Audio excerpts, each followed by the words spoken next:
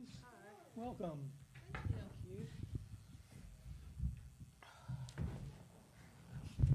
What a crowd. Hi, Corey. I'm shocked. A reminder to please silence your cell phones if you haven't already. And for those on the Zoom call, if you have questions, please press the raise hand button. We have the University of Utah, the number 5 seed. We have Kennedy McQueen, a junior from Hennifer, Utah, and Alyssa Peely, a senior from Anchorage, Alaska. Any questions for the young ladies? Right here. First for Alyssa, do I need to state where I'm? Yes, please. Darren Wallace from Midco Sports from South Dakota. Alyssa, this one's for you. Obviously, you were the Pac-12 Player of the Year last year. I'm not sure if you know this, but Brooklyn Meyer, South Dakota State, she was the Summer League Player of the Year this year and the Defensive Player of the Year. So just in terms of how maybe you're approaching that matchup, does it a little extra edge maybe for you, just going up against somebody that was able to have success in their conference like you've had success in the Pac-12? Yeah, it's definitely something I look forward to, just playing against other good players. And, it's just I kind of challenge myself in that aspect and just look forward to the competition because I'm a competitor. So. And this was for either of you. I don't know if you want to maybe get started, Kennedy, but the Pac-12 was really loaded this year. And you guys beat one of the favorites to win the whole thing. USC, you guys beat them twice. So how much of that confidence do you take into the postseason? Yeah, I think just knowing what conference and we come from and night in, night out, what teams we played against, the level of competition, that prepares you all season long for March Madness. And we're very thankful and blessed to be in a conference like that where you can get beat by the 12th team in the conference and just as much as you can be beat by number 1. So just the mindset of needing to show up every night and be competitive and play our best basketball. So, yeah, I think it sets us up for success come March Madness and just taking those little lessons that we learned throughout Pac-12 and applying them starting tomorrow. Alyssa, sometimes people like to look at common opponents. Obviously, you guys played South Carolina. South Dakota State played South Carolina. You specifically had a lot of success against South Carolina, 37 points against the number 1 team and, all that stuff. So when you look at that, how much do you think about that, going into this matchup, or do you just kind of approach everything just, new day, new game? Yeah, every game it's a new opponent, and it's kind of a different approach every time. But I think what stays the same with me is just that I'm gonna, no matter who I'm going against, I think I stay consistent in what I bring, and I don't try to go outside of what I know I can do, and so yeah, that was a good game against South Carolina. But I think like every game, I'm just trying to get better and do as best as I can in the moment. But yeah, I don't really harp too much on just that one performance. I just keep moving forward. So. And lastly for me, if either of you or both of you can answer, you guys are a 5 seed, and like I said, the Pac-12 was so deep, and on any given night you could have been playing, Stanford, who's a really good team. You play UCLA, USC, all these really, really good teams, and now you enter the tournament as a 5 seed and might even be a bit overlooked. Do you guys kind of have maybe a little bit of a chip on your shoulder with where you're seated and just maybe how other people are perceiving you guys at this time of year?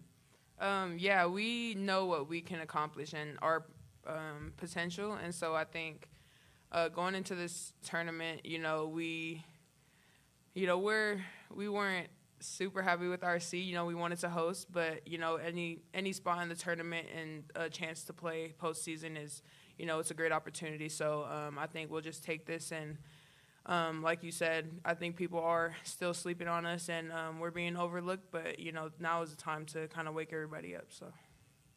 Thank you. Any other questions? It looks like we don't have any Zoom questions. Oh, yes, we do.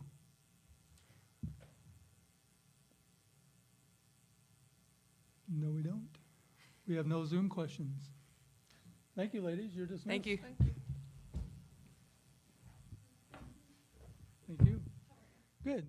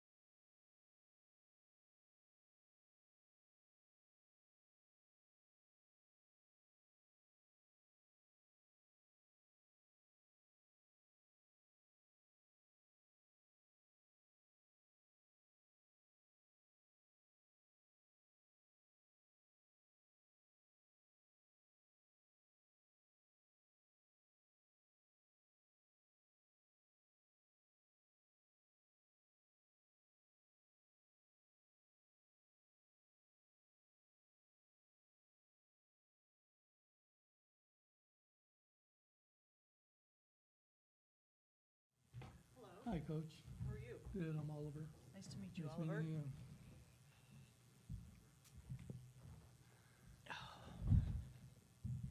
Joining us now is University of Utah coach Lynn Roberts. Could we get some opening comments, please? You bet. Thanks for being here. Appreciate seeing you all covering this regional here in Spokane. We are excited to be here, excited to still be playing. Looking forward to a great couple days. We know that, if you make it this far and you're in this tournament, that everybody's good. And I know everybody says the same thing. All of us coaches say the same thing, but that's for a reason. And I think the parity on the women's side, it makes this tournament and these first couple rounds more exciting than it's been, which is great for our sport. So, yeah, we're excited to be here. We know we have a big challenge in front of us with South Dakota State. So, one at a time. We've got a tough game ahead of us tomorrow, but we're ready to roll. Questions for Coach, and I ask that you please identify yourself and your affiliate. Hey, Coach Darren Wallace, Mako Sports. I'd ask your players about, just the gauntlet of the Pac-12 this year and how battle-tested they may feel after having done that. So I'll ask you the same thing. How do you feel that the Pac-12 regular season has prepared you for postseason play? Because you guys do enter this tournament as a 5 seed, but it feels like a much different type of 5 seed after the schedule you guys have played. Yeah, I think that's a huge thing with every team that made it in our league. It's interesting. I think across the country there was no dispute that it was the toughest conference from top to bottom on the women's basketball side. And it almost kind of hurt us all in seeding because we just beat the crap out of each other for 2.5 months. And so, UCLA, USC, UCLA is a 2 seed, Stanford's a 2 seed.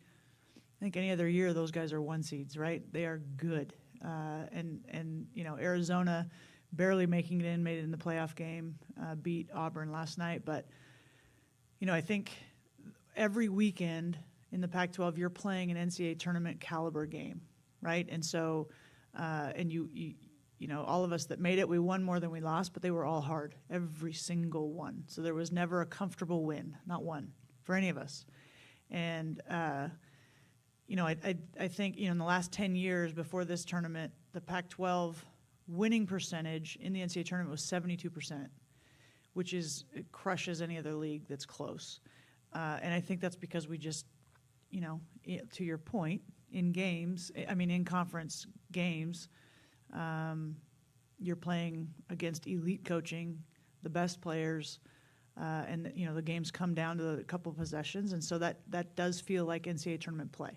And so I don't think from our team, I can speak for our team, and I'm sure it's across the league, there's not the nerves of a big game, right? There's certainly their consciousness that this is the NCAA tournament, so it's different in terms of if you lose, it's over, but the type of games were battle-tested and ready.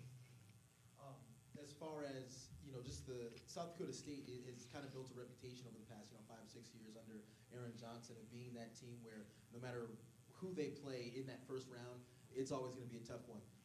What's your stance on that? I'm sure he's kind of become more of a household name to some folks, but for sure. Would you agree with that sentiment that he just always gets his teams ready? Yeah, I think he does an amazing job and always has.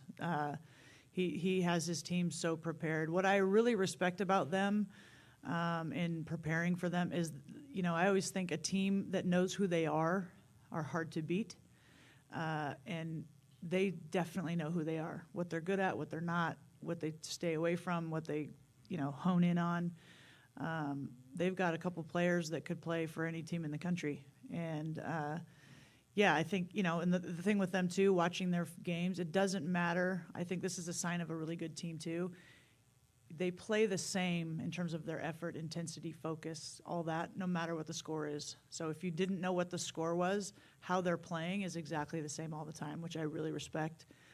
So we know we have our hands full. We are not, I think with what I said earlier about the parity in the women's game, where it's at now, just because we're the 5 and they're the 12, that doesn't mean anything, especially when you're playing a well-coached team like them. I'd asked Alyssa about it. It's kind of a two-parter here, though. I think a lot of the big names in the women's game are Caitlin Clark and Angel Reese and Juju Watkins, things like that. But I think Alyssa Peely's right up there For sure. with them, for certain. So if you could just speak on her for a little bit, but also on the other side, Brooklyn Meyer, in the Summit League, Player of the Year, Defensive Player of the Year.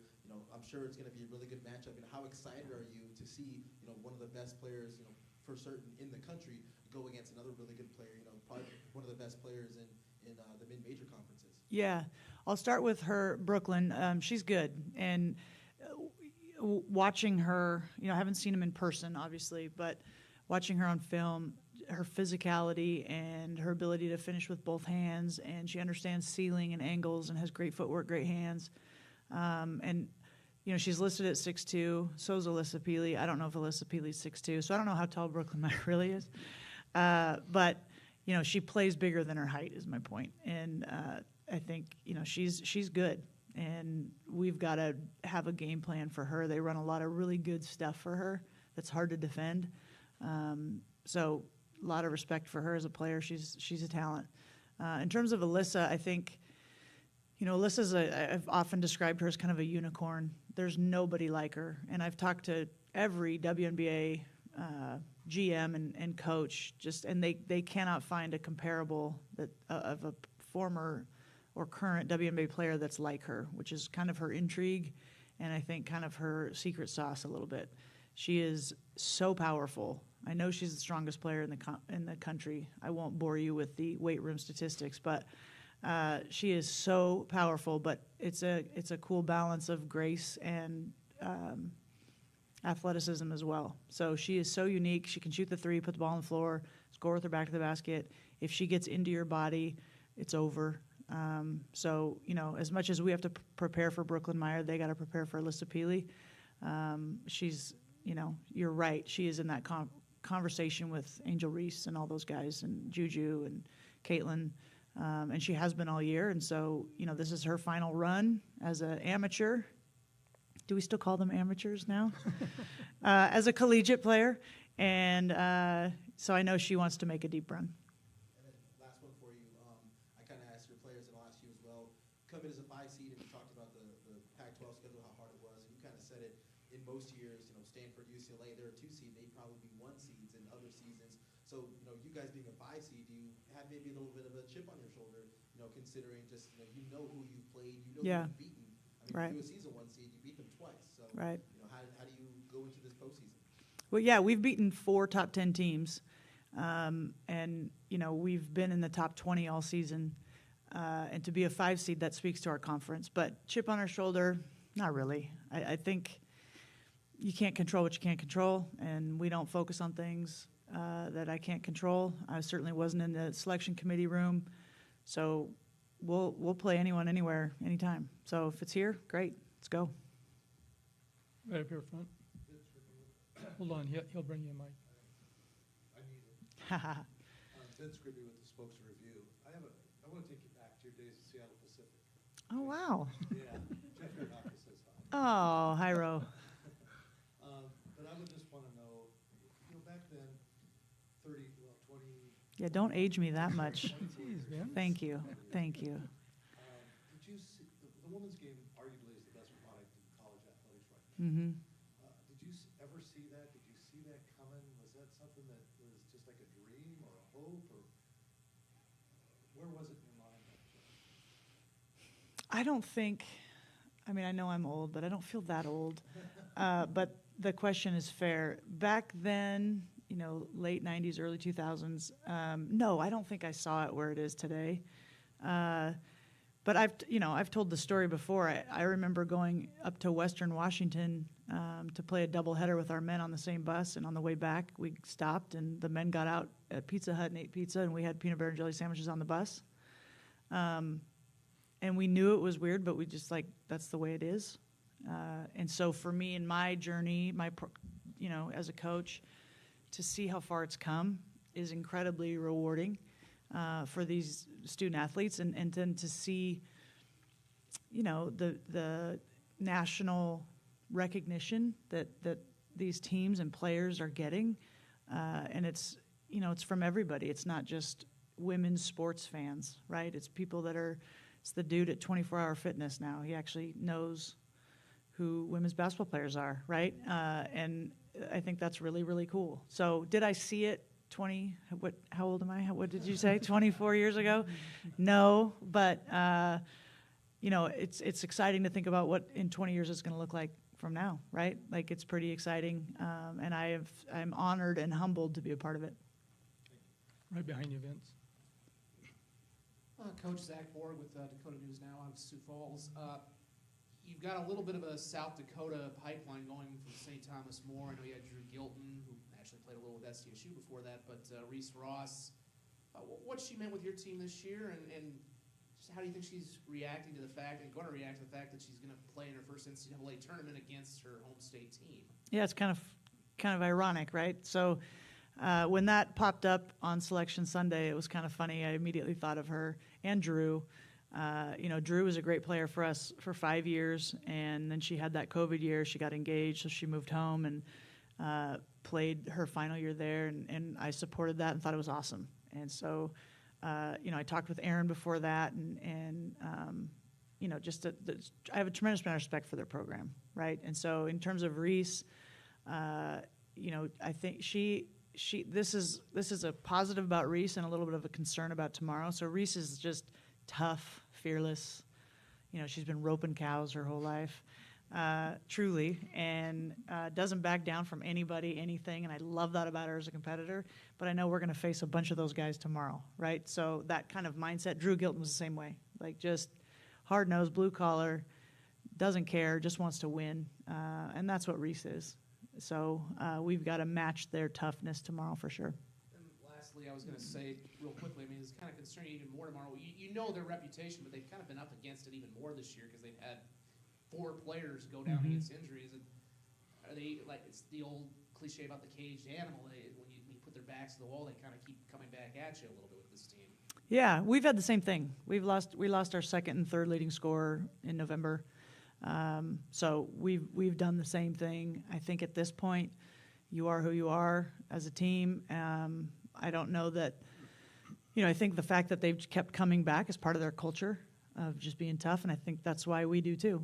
I think that's part of our culture too. So I think what you'll see tomorrow is 2 really hard-nosed, competitive, tough teams going at it. Last question in the back. Hi, Coach. Ian Sachs from Kelland News, also in South Dakota. Take me inside the X's and O's tomorrow. What do you view as kind of where the game is going to be won and lost? Well, I can't give you all our secrets, man. I think, we're usually in our games in the Pac-12 undersized. We have size. We've got 6'7" and 6'3" and 6'3" and all that. But in the Pac-12, we're undersized. And so I think for us to not be undersized I'm looking forward to that. So I think, we've got to, at this point, and I'm not trying to dodge the question, I think if you're in this tournament, you've got to be the best version of yourself. You've got to be the best you. And so when we're the best us, we're getting out in transition. We're shooting without fear. We're defending with like a connected energy. So for me, our team is very prepared for South Dakota State, but we've got to be the best version of us. And that's the honest truth. So I think that's, and I'm sure they're going to try to be the best version of themselves too. And so I anticipate a very competitive game. Thank you very much. All right. Thank you all for being here. See you tomorrow. Take care.